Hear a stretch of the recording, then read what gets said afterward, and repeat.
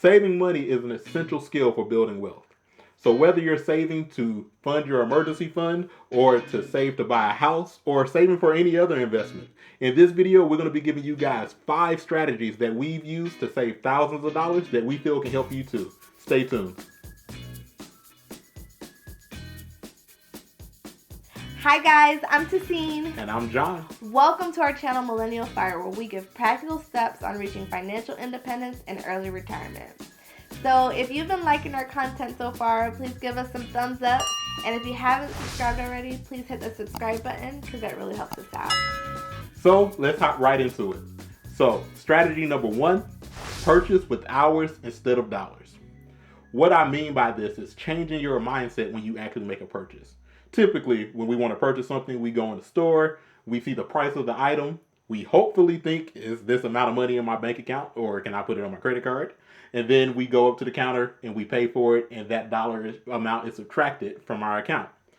What we're asking you to do instead is to go and look at that price and compare it to your hourly rate that you make. And even if you're a salary employee, you have something that you get paid hourly for per your paycheck. So let's say there's a college student that makes $10 an hour and he decides whether or not he wants to purchase something for $50. Instead of going and say, hey, I have $50, let me go ahead and buy this. Think, hey, me buying this is worth 5 hours of my time at my job. And so is the quality of life that I get from this thing worth the 5 hours that I spend behind the counter flipping burgers? And this is a perspective that's really, really helped us because there are times in life where you have a big savings account, you have money in your checkings, and you're like, oh, I can afford this, let's do it.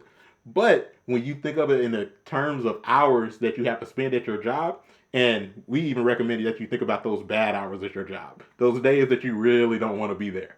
Think about those hours and ask yourself, is it really worth this time for this item? And it all comes down, like John said, to quality of life. We're not asking you to deprive yourself of what makes you happy. We're just asking for you to put it into perspective. Is it worth the time it would take you to acquire this product, the value that it brings you? Is it going to bring you the happiness and the quality of life that's worth the amount of hours you would have to work to obtain it? Because at the end of the day, this journey to financial independence, even the road that we're taking to get there, it's all about quality of life. So strategy number 2 is pay yourself first. So when we get our paychecks, whenever we do, we first take out our tithes or our donations, which I do 10%. My really generous wife decides to do 15% of hers. That's just the way I was raised. I can't help it. Yeah. But and those go straight toward donations and tithes.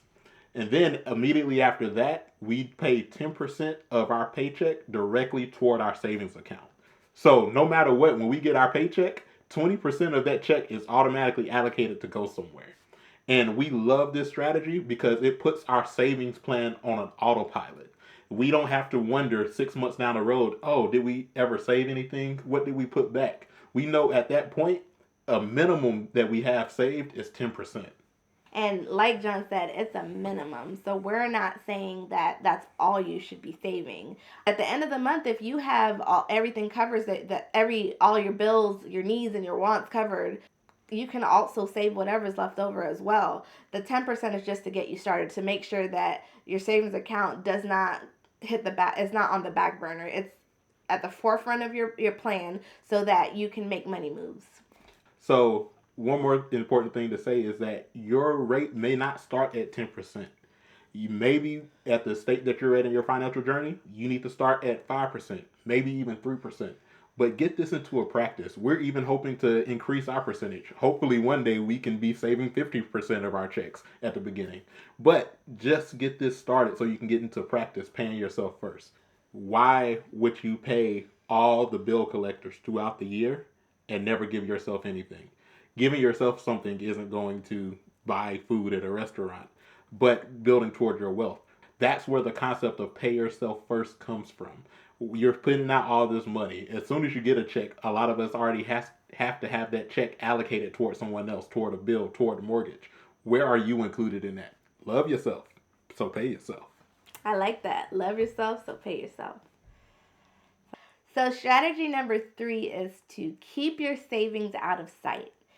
And by this we mean that you don't want to keep your savings in your checking account that you do all your transactions with, you pay all your bills with, because you could accidentally spend it. How would you know if it's savings or if it's your money that you are keeping to pay all your bills with?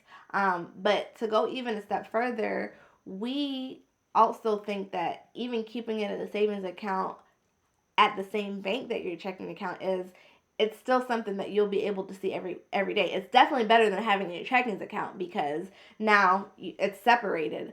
But it's still a temptation for you to say, if you see something that you want that it's not quite in your checking account, and you see, oh, I got $1,000 in my savings account, I can borrow a little $25 from that. It won't make a difference.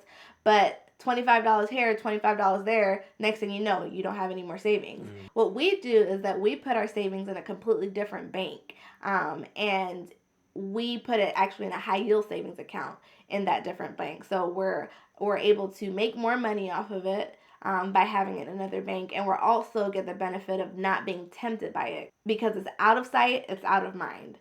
Strategy number 4 is becoming a minimalist where it counts. A minimalist is simply someone that spends the least amount of money possible for the greatest quality of life. And the key words in that are quality of life. So we're not asking you to just live off of ramen noodles every day or wear the same pair of clothes every day. That's not what we're saying. We're just saying to look at what really makes you happy, and sometimes what makes us happy, we have maybe 10 times more than what we really need to make us happy. And a perfect example that we have, and we get asked all the time, is why we only have one car. We're a couple, and right now we're in a fortunate position that we can actually afford 2 cars and still live quite well.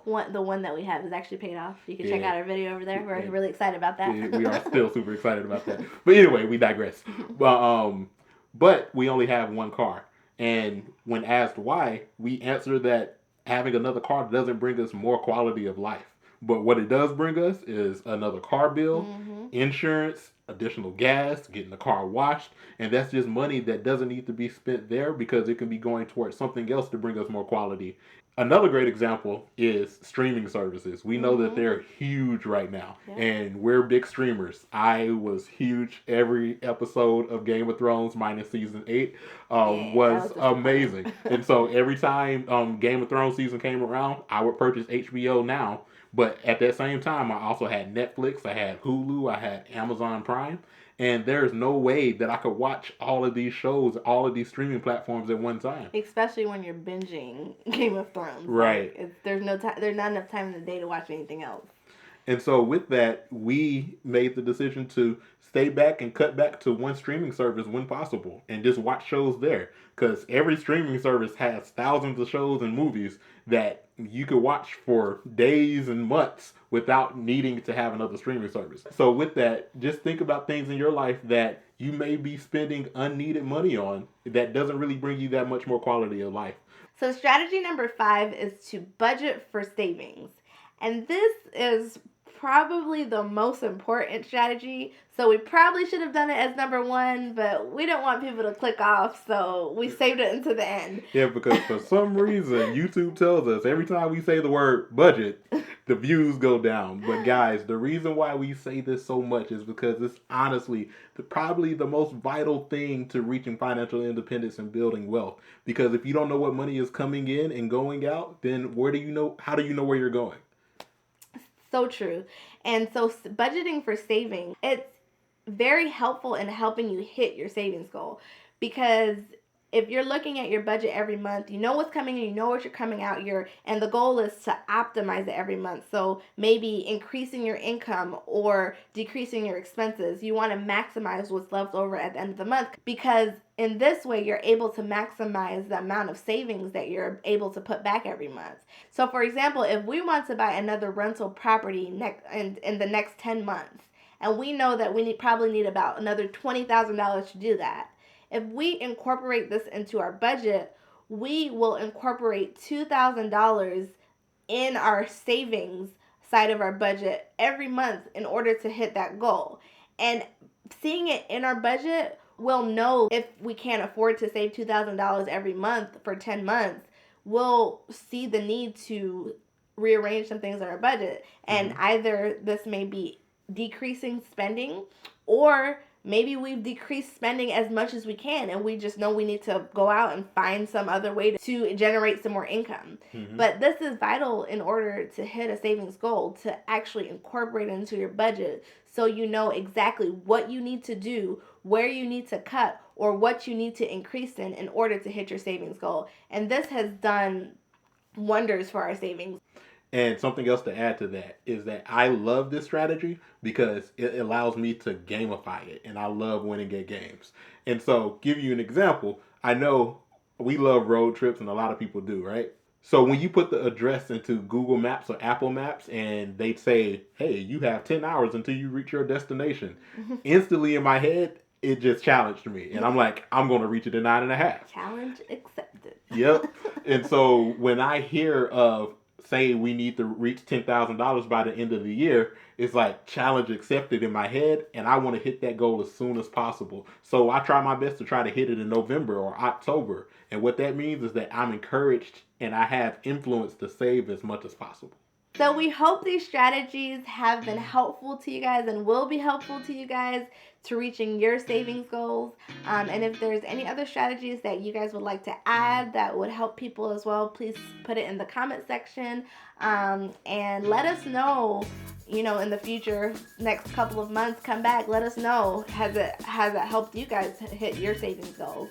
And I think that was it. Anything else you want to add? No, that's everything. I hope that you guys enjoy these strategies while saving.